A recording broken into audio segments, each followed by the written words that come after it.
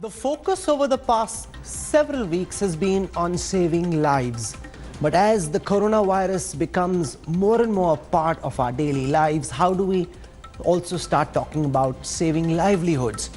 Corporate India at this moment is in a COVID-induced coma. How do we at first ventilate the economy, then gradually start nursing it back to life so that everyone can get back to a new normal?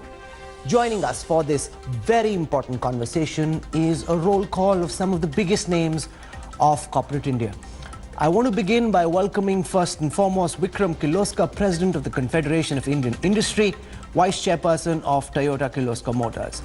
With us on this broadcast, one of the most legendary doyens of Indian industry, Chairperson of Maruti Suzuki, R.C. Bhargava. With us also, one of the major FMCG companies, Chairman and Managing Director of Nestle, Suresh Narayanan. I want to introduce, because we wanted to see how the travel sector is impacted and also some of the younger companies in India. Kalra is the founder and chief executive officer of Make My Trip. Chandrajit Banerjee is the man who brings it all together, Director General of the Confederation of Indian Industry. Also with us on this broadcast, a man whose cinemas many of us go and watch films in, Ajay, Bijli, Chairperson and Managing Director of PVR Cinemas. Last but not least, A.D. Singh, founder of the Olive Groups of Restaurants. Virtually everyone's watching would have had some good memories of time spent at Olives and wondering when they can go back and do that again. So thank you very much for joining us. I want to start by asking Vikram Kirloskar about what you make of the guidelines that the government has introduced for lockdown 2.0. There's an effort being made at this moment to see, in a limited way, to what extent can the industrial system be pumped back to life. Do you believe this will be partially successful in restoring some sense of normalcy? To what extent do you see normalcy return right now till the 3rd of May? You know, it's up to us to make it successful. You know, finally, we the people, we the citizens of India have to make sure that we stay within our health limits, which are very, very clear on social distancing and, keeping masks and all that to make sure this is successful. But anyway, that aside, I think what the Prime Minister has said, and I'm happy he moved the lockdown point further ahead, because I don't want to restart and again have a shutdown after 2 months. I think that'll be worse. I'd rather have a safer restart and then we, gradually open up.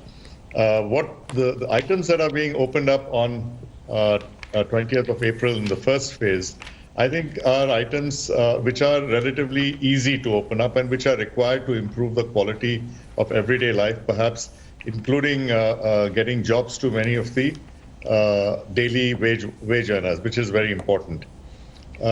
Let's see how this works.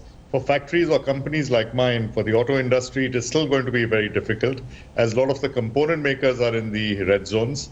The big dealers are also in the red zones. And you need the entire supply chain to make this really happen. The most important thing for me is that people have a sentiment to buy. I think the only way the economy can really start going is if people spend money and the money circulates through the economy. Of course, we are waiting for a government package, a finance ministry package, and we hear some of it is going to come through. The size of it, I really don't know. I can't say. I hope it's going to be large. But I think it depends on what's the kind of risk the government will take on printing money. But certainly the sentiment must change. People must feel safe and feel encouraged to spend money. Far from wanting to spend money on expensive purchases like automobiles, at this moment the sentiment is to save one's life. What I want to do in the first part of the broadcast is to focus on what needs to be done to ventilate key sectors of the Indian economy. And I'll start with R.C. Bhargava. If you can explain, Mr. Bhargava, what you believe in the immediate term, while we still have a virus in the air, what do you believe needs to be done at the government level and in your sector, the automobile sector, to ensure that at least there's some oxygen supply going in? So if the Indian economy was metaphorically a patient, it doesn't die. There's got some ventilation going. Rahul, you know what has been done is a very logical way of going forward to both save lives, which are related to the development of industry from its virtual dormant stage to full activity. Because I believe that if any other route is taken which endangers the lives of people who start working in the factories, it will be very difficult for industry to function, because people will then hesitate to come to work. They'll say the workplace is a dangerous place, and therefore it is very important that the workplace and the way work carries on is done in a manner where it remains safe. And that is why this restriction relating to the containment areas. Now, as Vikram said, there will be a problem about getting the supply lines going because of the vendors, both tier 1, tier 2, tier 3, several of them are in red areas.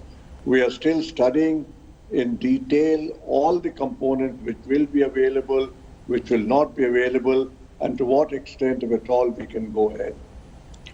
All the dealers don't have to be in the green zone. Even if we get 50-60% dealers functioning, we can start sales.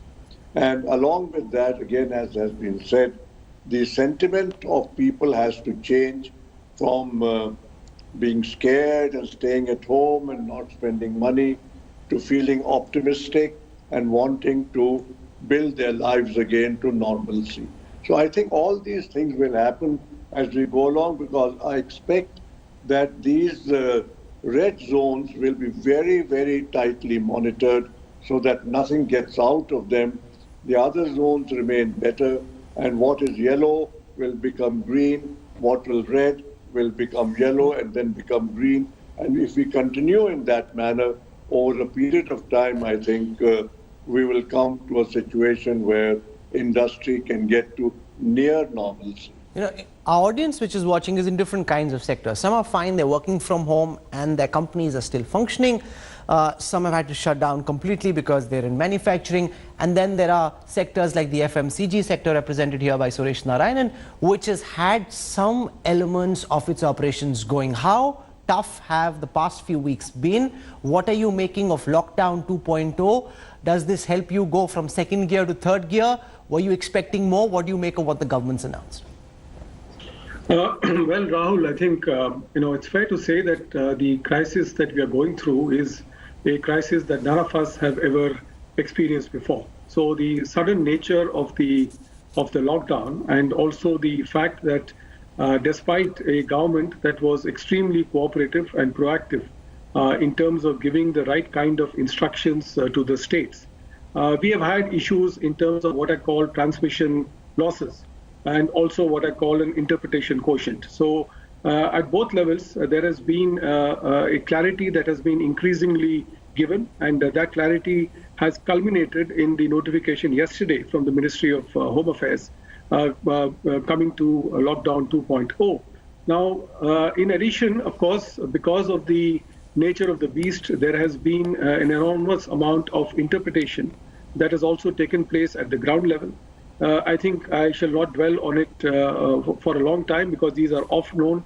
There have been issues in terms of labor, and that goes back to the problem that Mr. Bhargava and also Vikram had talked about, the sheer fear in the system that any move towards any factory, even if it is an essential goods. I mean, I represent not just Nestle India, FMCG, but also the food processing industry. And without food, there is no human life. So to that extent, I think the fear, the transportation glitches that have taken place, the fact that in the first couple of days there were virtually no trucks available, no labor available, and I think the retail sector also, they literally had to clamp down because of the hours of service that were being restricted, and also the sheer viability of this. But now that we have the food industry has started, and I think the FMCG has a lot to thank the government for in terms of at least helping us to start our business.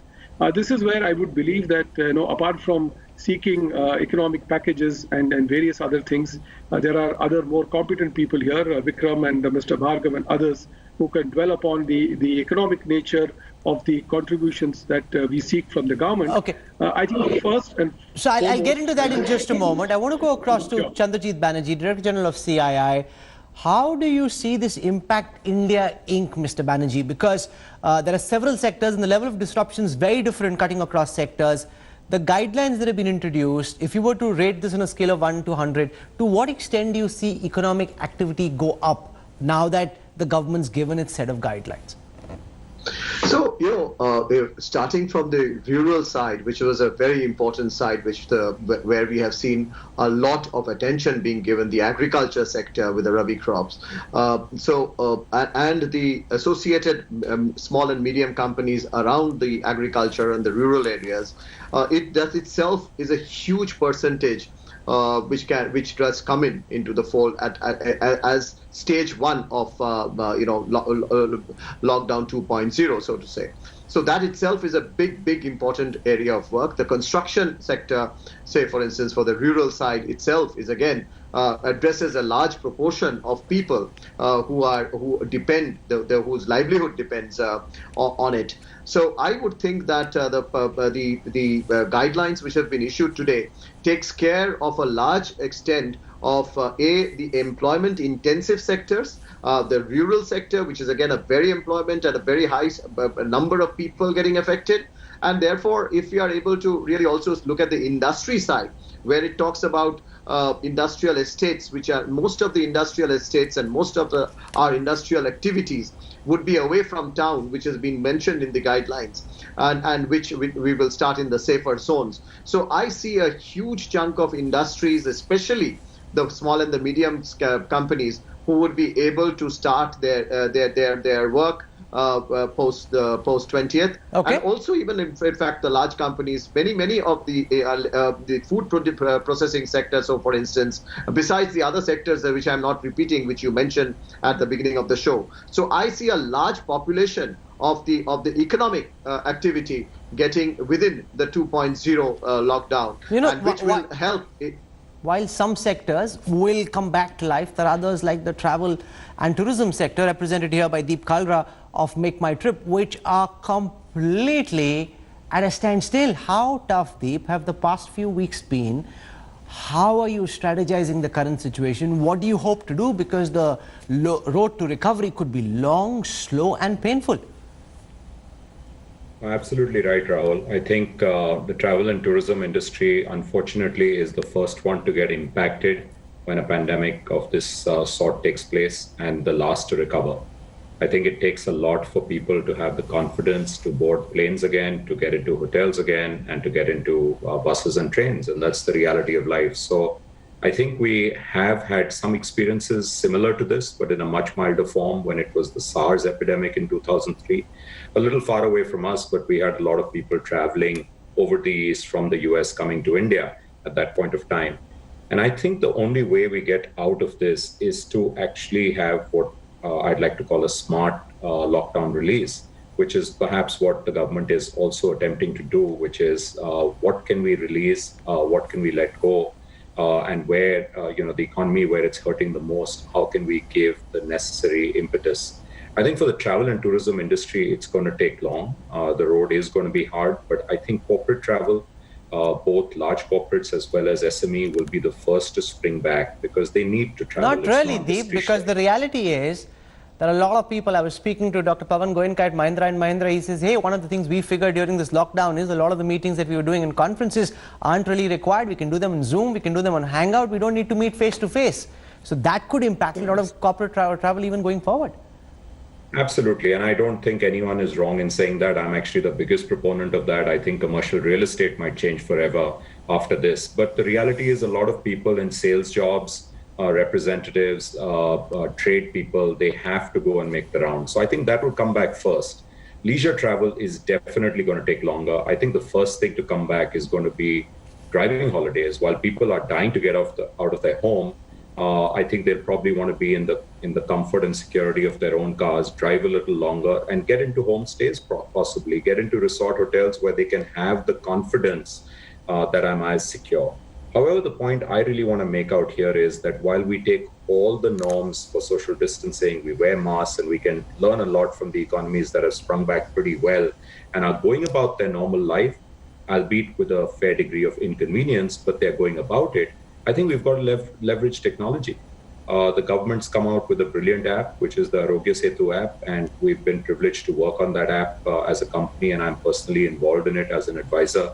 And I think that can be a really smart way to screen people, to see their status. Okay. If they are green, yeah, I think it can be leveraged Now, in a massive two way. sectors which I see being fundamentally disrupted possibly for a long time are the cinema and the restaurant business. Let me go across to Ajay Bijli first, because ordinarily, if we're in one of your cinemas, you know, you've got somebody sitting to your right, you've got somebody sitting to your left, somebody sneezing at the back, somebody's coughing in front, nobody really cares. Now, if there's somebody sitting on my left and he sneezes, I'll probably be running out of PVR cinemas. So how do you deal with that in the immediate term, and how do you see this change your business going forward?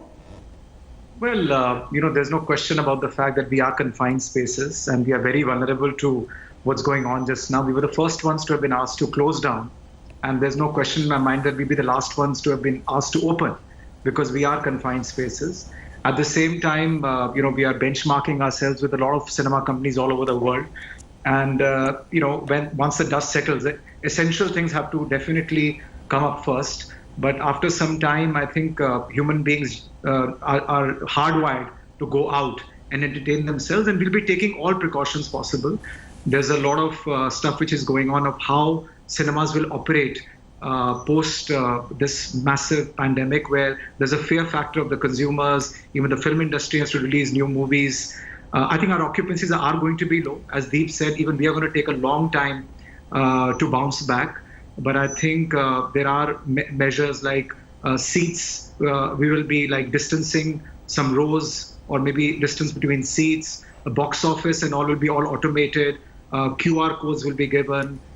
Even a lot of vending machines. We are reimagining the cinema space. Of course, we'll maintain distance between the people who are selling tickets and selling popcorn and Pepsi and the consumers. We'll make sure everything is possible. In any case, we were having very high standards of hygiene and cleanliness. We'll have to take it up a little bit more. Gloves, masks, everything possible to make people feel comfortable till such time the vaccine comes. I think by the time the vaccine comes, everything will come back to normal. But before that, there will be trepidation, there will be tentativeness in people coming back. Okay.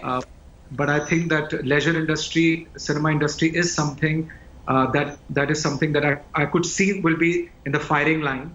And that's where we are looking for a government support as well. They've been very decisive in, closing everything down. I think if they give us some relief package, that'll be wonderful as well to make sure this industry doesn't go down. Okay.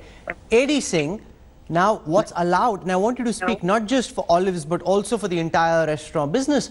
What's allowed is home deliveries, and when people are ordering in, their biggest concern is, how do I know that all the precautions that I'm taking in my kitchen are being taken at places like the ones you run or at other places we're ordering from? What is the restaurant industry doing at this moment to ensure that if we're ordering in, that we're safe and that food is safe to consume? Rahul, if I may, before I address the question of comfort and delivery, I'd like to share why the F&B industry is important to everyone in our country today. Number one, the F&B industry, of course, is one of the largest employers in our country. They employ over 7 million people. And secondly, I'd say the F&B industry, along with the movie industry, is something which helps people feel good. That'll be even more important if we come off this. And as such, it's so important. And I think that, Rahul, one of the things that we do need is media support. The more support that media gives people, the less people are scared, the quicker I feel the economy can pick up. As Ajay said, there's no question all industries are going to be working very hard on all the proper processes to give everybody comfort. And I think that the sooner that we can be open, the sooner they can kickstart the economy. Most importantly, on this panel today, I'd like to say that governments should realize that industries like ours run on wafer-thin margins, and a lot of it will not be able to survive and restart and offer the services that we need to without governmental support. The biggest worry for us and for the government, of course, is employees and we really need the government's help to be able to see our employees and their families through these tough times. So I think AD Singh has touched upon something really important, and I want to build on this from here. Virtually every person we've spoken to, and these are important businessmen who run important industries and factories and businesses, everyone's expecting help across sectors. It's the poor urban migrants, the farmers in the villages, they're expecting help as well. Government finances are limited. How should money be spent? What can industry do to take care of itself? We'll focus on that, and most importantly, from the perspective of a lot of people watching, what can be done to ensure that job losses are minimized? Government has said don't retrench, but we know that in sector after sector, in city after city, there are mass layoffs taking place. Should that be legislated by government? Will a legislation help? If this is to be done by someone's own actions, how do you ensure that the bloodbath in the job market is minimized, as also the bloodbath in the boardrooms? We'll focus on that when we come back with part 2 of this Mega India Inc. corporate brainstorm. It can't get bigger than this. You're hearing some of the most influential voices cutting across some of the most important sectors of the Indian economy. I'll return with part B of this India Today brainstorm. Stay with us. Hello everyone, this is Rahul Kanwal here. Hope you enjoyed this video. For the latest news and analysis, like and subscribe the India Today YouTube channel, and don't forget to press the bell icon to stay updated.